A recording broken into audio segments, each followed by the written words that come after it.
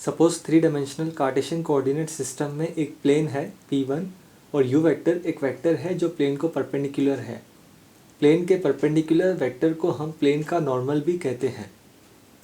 Suppose एक दूसरा plane है P2 जो प्लेन 1 के कोइंसिडेंट है और v वेक्टर प्लेन P2 का नॉर्मल वेक्टर है।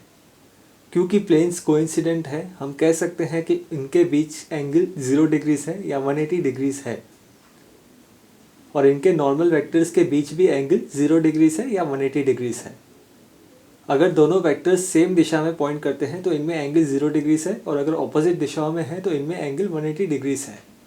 अभी सपोज हम प्लेन P2 को 30 डिग्रीज रोटेट करते हैं कौन सी भी दिशा में, सपोज इस दिशा में करते हैं। आप इमेजिन कीजिए कि ये पेपर है और इसके राइट हैंड कॉर्नर से आप उसे डायगोनली ऊपर उठा रहे हो। प्लेन P2 को रोटेट करने से नॉर्मल वेक्टर v भी उस दिशा में 30 डिग्रीज के एंगल से रोटेट होगा। अभी प्लेन्स के बीच में एंगल है 30 डिग्रीज या 180 माइनस 30 डिग्रीज जो है 150 डिग्रीज।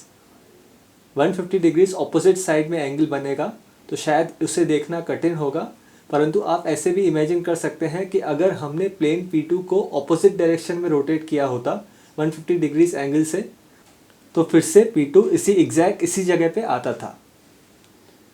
तो अभी प्लेन्स के बीच में एंगल्स है 30 और 150। क्योंकि नॉर्मल v भी 30 डिग्रीज से रोटेट हुआ है वो भी u के साथ 30 डिग्रीज एंगल बनाएगा, पर अगर दोनों में से कोई एक वेक्टर ऑपोजिट डायरेक्शन में है तो 180 माइनस 30 डिग्रीज एंगल उनके बीच में बनेगा। अगर हमने प्लेन P2 को किसी और दिशा में रोटेट किया होता 30 डिग्रीज के एंगल से, सपोज इस दिशा में, आप इमेजिन कर सकते हैं अभी हम लेफ्ट कॉर्नर से डायगोनली पन्ने को ऊपर उठा रहे हैं क्योंकि वो अभी अलग दिशा में रोटेट हुआ है।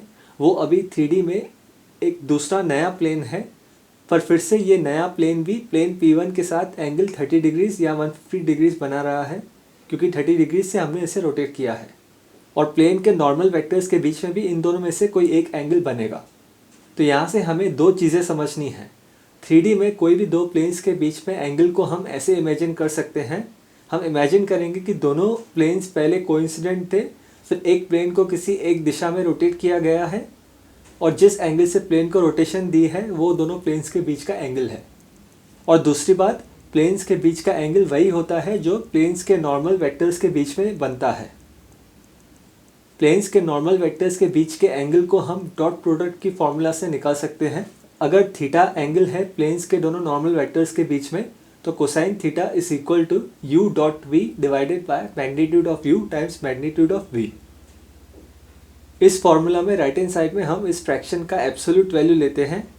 इसका कारण यह है कि बाय डेफिनेशन प्लेन्स के बीच के दो एंगल्स में से हम छोटे वाले एंगल को, मतलब एक्यूट एंगल को प्लेन्स के बीच का एंगल चुनते हैं। तो उदाहरण के तौर पे यहाँ पे हम बोलेंगे कि P1 और P2 के बीच में एंगल 30 डिग्री से, क्योंकि 30 और 150 में से 30 छोटा है, मतलब एक्यूट एंगल है।